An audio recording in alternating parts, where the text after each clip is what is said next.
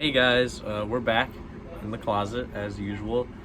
Today we're going to be doing some logic with Boolean, and this is basically like more complex autonomous, but we're going to show you kind of how you can um, like I guess kind of structure your code to make it pretty like effective and just like easy to see. It can get like complicated, obviously, but if there's like a method to it, so I guess we're going to teach you about that today. So we're going to cut to the code. All right, guys, right before we do actually cut to the code, this is something that you guys probably should know. This right here is a chart essentially of how mechanism drive works. As you can see on the upper left, that's how you move forward. It's very simple. You move all the wheels up. But the thing that's cool about mechanism drive is that you can move sideways. As you can see in the top middle picture, you can just move two wheels out and two wheels in, and it'll move to the side. You guys can use this list as you need, but it's definitely essential to like knowing what you're doing with Mechnum. Okay, guys, so we're back on my computer.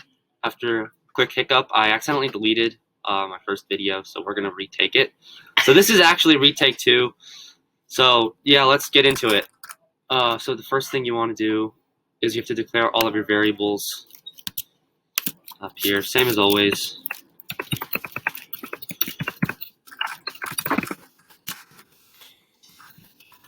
Drive variables. Oh yeah, these variables they kind of like have to be what I'm writing, because if you well, actually, not necessarily, but it's like you just definitely for the config part, you gotta match them to Mechnum Drive so that you, because like what you want to do essentially is match all your configurations to Mechnum Drive, because you can't switch your configuration in the competition. So if you don't use Mechnum Drive for autonomous, which we haven't, I mean, if you guys figure it out, that'd be great. But like if you don't, you need to make sure that like right here where David's typing, that actually becomes or what the configs are in Mechnum Drive. To keep it simple though, we're just going to make it the same thing in the code as it is in the configuration. So yeah, sure. And just to like keep everything organized, you probably should name your variables these. Yeah, because like it just makes sense, because the front left is the front left wheel. Yeah. Like that's just kind of how it works.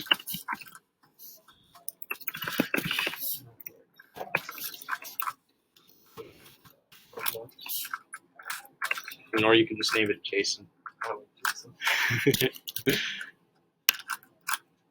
Yeah, I got some copy pasta in there.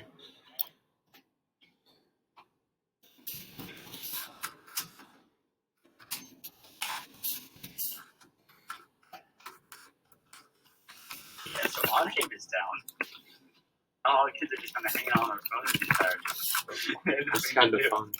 All right, so we have hardware mapped our code. So now, we go into the while loop, right? No, we don't go into, not yet. We got to do some more prep, and then we'll go into the while loop. Then we have to. So the first thing we want to do is, we did this in the encoder video, but we want to reset our encoder values because we want to start at 0. Yeah. Yeah.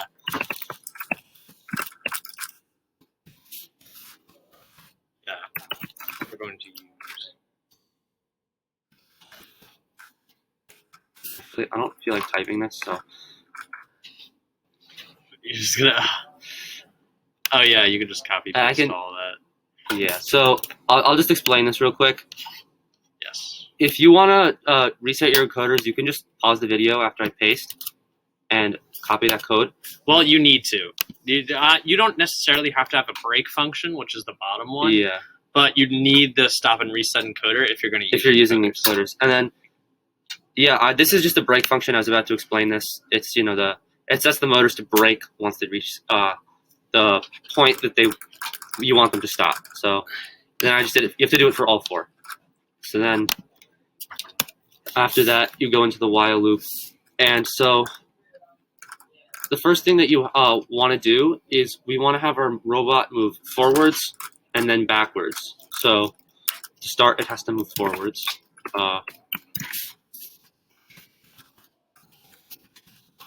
I actually think we did this in the last video. I think we did, but we're retyping it out right now, just real fast. You guys can maybe. Well, actually, yeah, I forgot we have this because we already filmed this once. So yeah, just maybe grab that first if statement. Yeah. Because after that, you can just copy the if statement and edit it. That's true. I think that's what we did in the other time. So then you have, this is basically going to make your robot move forward to position 1440 times 6. It's going to move forward. So That's to 6 the white line. rotations. Yeah, and that is the white line. Yeah, that's So- the code that made the robot move to the white line. So then what we want to do is after that, we want to make the robot move back.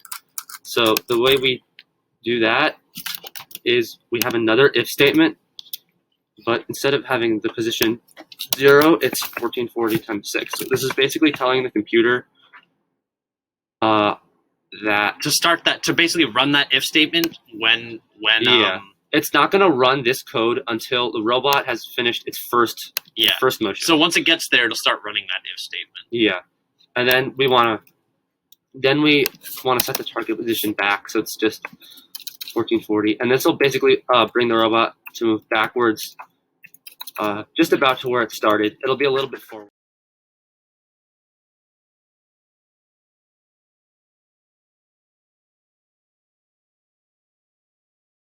So then we, sorry, the video cut out. You probably saw that in the corner of my computer. So yeah, then we basically, this is going to bring the robot back close to where it started. Not quite, because we don't want it to bam the glass at the back of the arena. But yeah, it'll bring it pretty much back to where we started. And using the if statements, we're basically logicking this out so that it doesn't run both commands at once. The robot does one thing at a time. So at this point, we are going to cut to a demo of this. Alright guys, so we're going to demo the code that we just did where we had the robot going forward and back, but obviously not as far back so it doesn't crash into the wall. So as you can see, that's the code. We're going to play it. It's going to get there. It's going to go back. It's going to head back. But it's not going to go all the way back to the wall because we set it to go back only 5 rotations, not 6. Because we didn't want it to like bang. Yep.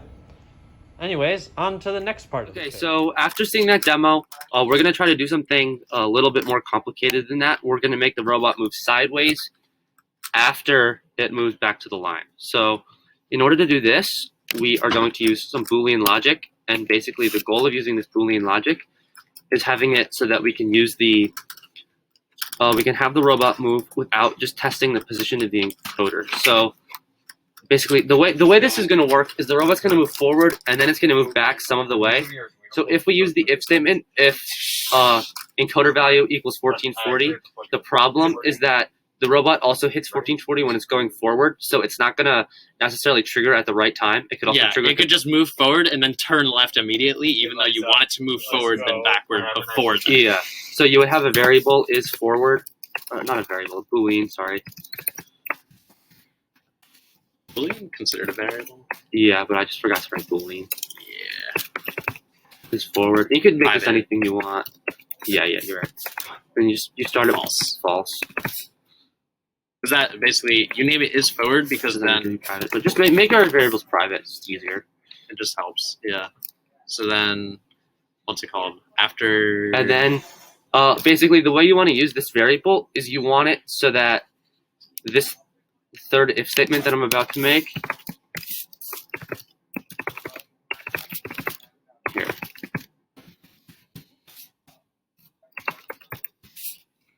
So in here is where we're going to run the code of move sideways. Maybe put the robot move. sideways. Maybe put some comments in the other ones too. Yeah, I will. Just 'cause. So basically that code you saw is just gonna, like inside that we're gonna move the robot to the side. And what we want to do is we want this code to also only run once the robot has completed its forward motion and its Coming backward back. motion. Well, it's coming backwards. Yeah. Because you know, obviously, at the end of its backwards motion, it's going to hit the conditional to go sideways. Because as you can see, if you scroll up just a little bit, like that, it ends on 1440. So then it'll start at the end of the backwards. So once it motion. finishes moving backwards, then it'll start going to the side. So what we want to do is we want to use an AND gate in our if statement, and then basically an AND gate will make it so that I'll show you in a second. We want to go AND is forward equals true. So this AND gate means that this if statement is only going to return a value of true if this statement is true and this statement is also true. Yeah. So if one is not true, then it's gonna whatever happens in the if statement is will false. not happen. Yeah. So then what we want to do is we want to have it so that is forward only becomes true once the robot is doing its backwards motion. So then the way you just do that is inside this if statement, In the backwards. if statement, you would say that is forward is now true. So I'm just going to talk through this. So you start with is forward being false. Since is forward is false, this sideways code, which I'll write in a second, is not going to run ever. The robot will move forward without the sideways code running. Then the robot will turn backwards. As soon as the robot makes its first rotation backwards, is forward is set to true, and then this if statement becomes possible. However, this encoder value is not going to be 1440 when this rotation starts. So it's only going to be 1440 at when the it end. ends. Yeah, so then when this ends, this will become true, and this will stay true, which will trigger this if statement to run, and this if statement is going to have the robot move to the side. Copy paste everything. I'll tell you values. Yeah, and I'm going to just write in this code, but yeah, you get the idea. And this is obviously using some of the graphics for the Magnum Drive thing. Yeah. You have to turn 2 wheels into each other and 2 wheels away from each other.